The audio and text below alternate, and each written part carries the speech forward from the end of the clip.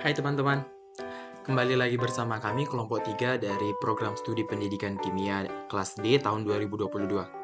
Adapun anggota kelompok 3 yaitu saya sendiri, Lovandi Feber Simbolon, dan teman saya Nabila Ramadhani, Roni Hartono Pandiangan, dan Ulianti Mawada. Pada kesempatan ini kami akan menerangkan mengenai reaksi nuklir. Adapun dosen pembimbing kami adalah Ibu Mutiara Agustina.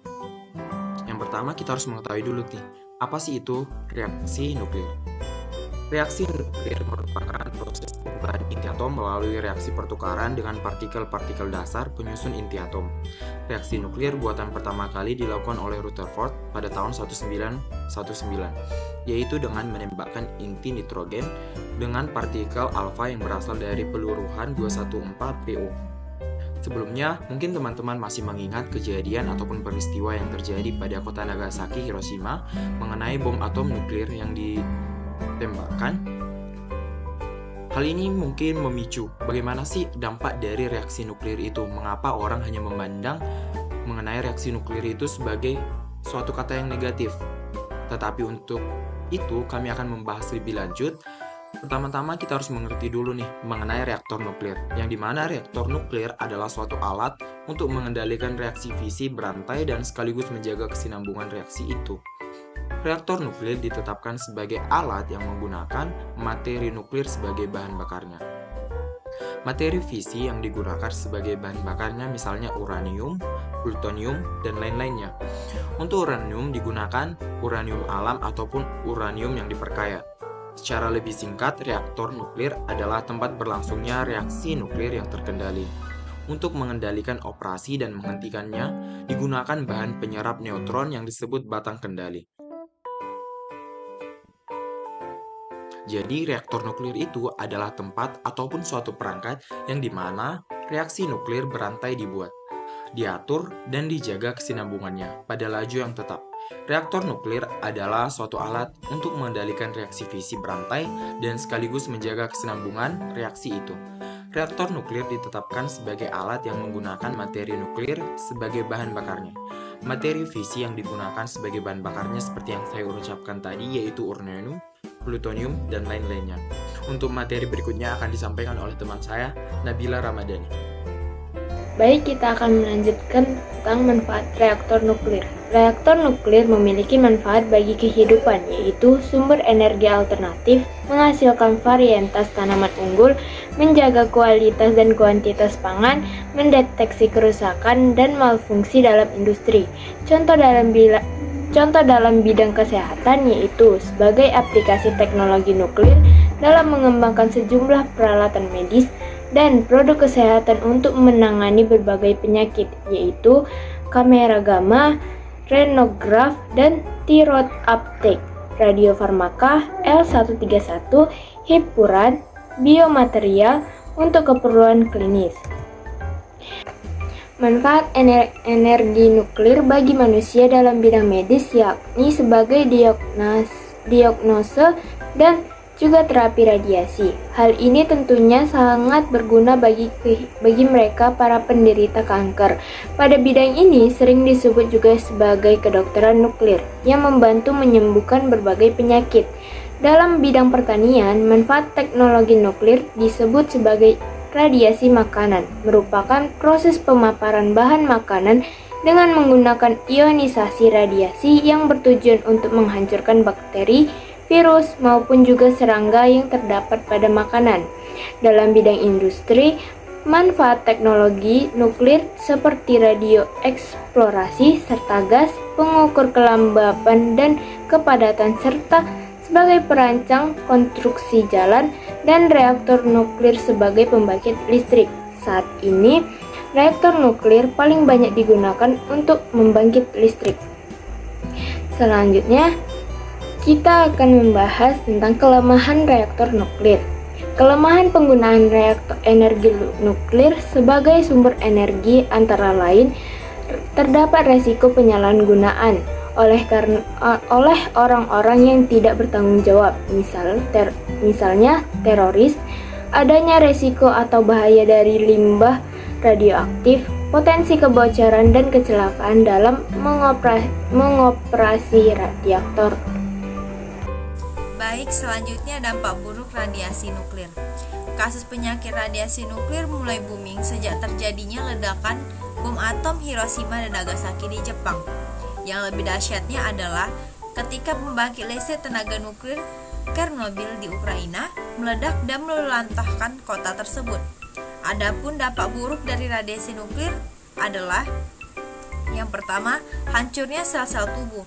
Energi radiasi nuklir dosis tinggi dapat menyebabkan sel-sel tubuh rusak sehingga menimbulkan berbagai komplikasi. Yang kedua, kanker. Banyak studi menunjukkan bahwa orang yang sering terpapar radiasi nuklir, terutama anak-anak dan orang dewasa muda, beresiko besar terkena kanker. Yang ketiga, gangguan tumbuh kembang anak. Efek radiasi nuklir juga berdampak buruk bagi tubuh kembang anak, terutama perkembangan otak dan sarafnya. Yang keempat, kerusakan jaringan kulit. Orang yang terpapar radiasi nuklir dosis tinggi akan mengalami kulit terbakar, lecet, dan luka, bahkan kanker kulit. Untuk selanjutnya yaitu komponen reaktor nuklir. Ada beberapa komponen reaktor nuklir, yaitu fuel bundle atau bahan bakar, coolant atau cairan pendingin, dan control rod atau tangkai kontrol, yang berfungsi untuk mengatur jumlah reaksi nuklir yang terjadi di dalam inti reaktor dengan cara menangkap neutron-neutron bebas yang dihasilkan dari reaksi fisi.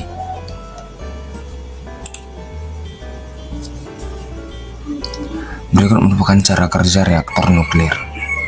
Atom adalah unsur kimia terkecil yang ada di sekitar kita, meskipun ukurannya sangat kecil dan tidak dapat terlihat oleh mata. Namun atom memiliki energi potensial yang sangat besar. Mayoritas reaktor nuklir yang digunakan untuk pembangkit listrik menggunakan uranium sebagai bahan bakarnya. Uranium yang berasal dari pabrik pengolahan biasanya berbentuk seperti silinder yang ukurannya setara dengan ruas jari orang dewasa. Bisa kita ketahui, satu silinder uranium itu memiliki energi potensial setara dengan 800 kg batu bara. Selanjutnya, adapun cara kerja dari reaktor nuklir yaitu yang pertama, silinder-silinder uranium yang disebut dengan fuel pellets kemudian disusun menjadi fuel rods. Fuel rods disusun menjadi fuel bundle, kemudian fuel bundle dimasukkan ke dalam reaktor. Setelah reaktor terisi dengan fuel bundle, maka tahap selanjutnya dimulai reaksi nuklir dengan menembakkan neutron melalui neutron generator yang ditembakkan. Kemudian akan menabrak nukleus atau inti atom uranium dan membuat atom uranium tersebut menjadi tidak stabil. Kemudian akan terbelah menjadi dua atom yang lebih ringan. Atau terbelahnya nukleus atom disebut juga sebagai reaksi fisi. Selain menghasilkan dua atom yang lebih ringan, reaksi fisi juga melepaskan 3 neutron bebas, energi panas, serta radiasi alfa, beta, dan gamma. Selanjutnya, 3 neutron bebas yang dihasilkan dari reaksi awal akan menabrak atom-atom uranium di sekitarnya hingga akhirnya terjadilah reaksi nuklir berantai atau yang sering kita sebut chain reaction. Selanjutnya, apabila tingkat reaksi fisi tidak teratur dan fuel bundle tidak didinginkan, maka dalam waktu singkat inti reaktor pun akan mencapai suhu yang amat sangat tinggi. Hal inilah yang membuat inti reaktor terdapat 2 komponen penting selain fuel bundle, yaitu control rod dan coolant. Semakin banyak neutron yang ditangkap oleh control rod, maka semakin sedikit juga reaksi fisi yang terjadi. Selanjutnya dan sebaliknya, apabila control rod ditarik maksimal, maka neutron-neutron hasil reaksi akan bebas bergerak dan jumlah reaksi nuklir pun akan meningkat. Sementara itu, air yang berfungsi sebagai cairan pendingin akan mendinginkan fuel bundle dan menjaga agar suhu reaktor tetap berada di tingkat yang aman. Dan karena tingginya suhu di inti reaktor, air akan lama-kelamaan menjadi mendidih dan menjadi menguap bertekanan tinggi. Disinilah reaktor mulai berperan dalam rangkaian produksi listrik. Air yang dipanaskan menjadi reaktor berubah menjadi uap bertekanan tinggi, kemudian disalurkan ke dalam turbin. Selanjutnya, tekanan uap yang sangat tinggi akan menggerakkan turbin yang tersambung dengan generator. Perputaran generator inilah yang akhirnya menghasilkan energi listrik. Sementara itu, uap yang keluar dari turbin akan masuk ke dalam kondenser dan kemudian mengembun kembali ke bentuk cair. Air yang terkumpul di kondensor kemudian akan dipompa kembali ke inti reaktor, dan siklus ini akan terus menerus berulang seiring dengan berjalannya reaksi nuklir di dalam inti reaktor. Begitulah cara kerja reaktor nuklir untuk pembangkit listrik PLTN. Agar lebih jelasnya, kami akan menyajikan satu video terkait dengan cara kerja reaktor nuklir tersebut. Reaktor nuklir yang dimanfaatkan sebagai pembangkit listrik menggunakan uranium sebagai bahan bakar. Uranium yang berasal dari pabrik pengolahan biasanya berbentuk silinder yang ukurannya setara dengan ruas jari orang dewasa. Satu silinder uranium ini memiliki energi potensial yang setara dengan 800 kg batu bara atau 560 liter minyak bumi. Silinder-silinder uranium yang disebut sebagai fuel pellets kemudian disusun menjadi fuel rod, dan fuel rod kemudian disusun menjadi fuel bundle. Fuel bundle inilah yang kemudian dimasukkan ke dalam reaktor. Setelah reaktor terisi dengan fuel bundle, maka tahap selanjutnya adalah memulai reaksi nuklir dengan menembakkan neutron melalui neutron generator. Neutron yang ditembakkan kemudian akan menabrak nukleus atau inti atom uranium dan membuat atom uranium tersebut menjadi tidak stabil. Atom uranium yang tidak stabil kemudian akan terbelah menjadi dua atom yang lebih ringan. Terbelahnya nukleus atom disebut juga sebagai reaksi fisi. Selain menghasilkan dua atom yang lebih ringan, reaksi fisi juga melepaskan 3 neutron bebas, energi panas, serta radiasi alfa, beta, dan gamma. 3 neutron bebas yang dihasilkan dari reaksi awal akan menabrak atom-atom uranium di sekitarnya hingga akhirnya terjadilah reaksi nuklir berantai, atau yang sering disebut dengan nuclear chain reaction.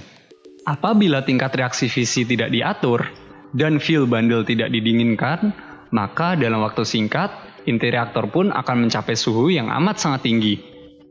Inilah kenapa pada inti reaktor terdapat 2 komponen penting selain fuel bundle, yaitu control rod dan coolant. Control rod berfungsi untuk mengatur jumlah reaksi nuklir yang terjadi di dalam inti reaktor dengan cara menangkap neutron-neutron bebas yang dihasilkan dari reaksi fisi. Semakin banyak neutron yang ditangkap oleh control rod, maka semakin sedikit juga reaksi fisi yang bisa terjadi. Sebaliknya, apabila control rod ditarik maksimal, maka neutron-neutron hasil reaksi fisi akan bebas bergerak, dan jumlah reaksi nuklir pun akan meningkat. Sementara itu, air yang berfungsi sebagai cairan pendingin akan mendinginkan fuel bundle dan menjaga agar suhu reaktor tetap berada di tingkat yang aman. Karena tingginya suhu di inti reaktor, air ini lama-kelamaan akan mendidih dan menjadi uap bertekanan tinggi. Nah, disinilah reaktor mulai berperan dalam rangkaian produksi listrik. Air yang dipanaskan di dalam reaktor dan berubah menjadi uap bertekanan tinggi, kemudian disalurkan ke turbin. Tekanan uap yang sangat tinggi akan menggerakkan turbin yang tersambung dengan generator. Perputaran generator inilah yang akhirnya menghasilkan energi listrik. Sementara itu, uap yang keluar dari turbin akan masuk ke dalam kondenser dan kemudian mengembun kembali ke bentuk cair.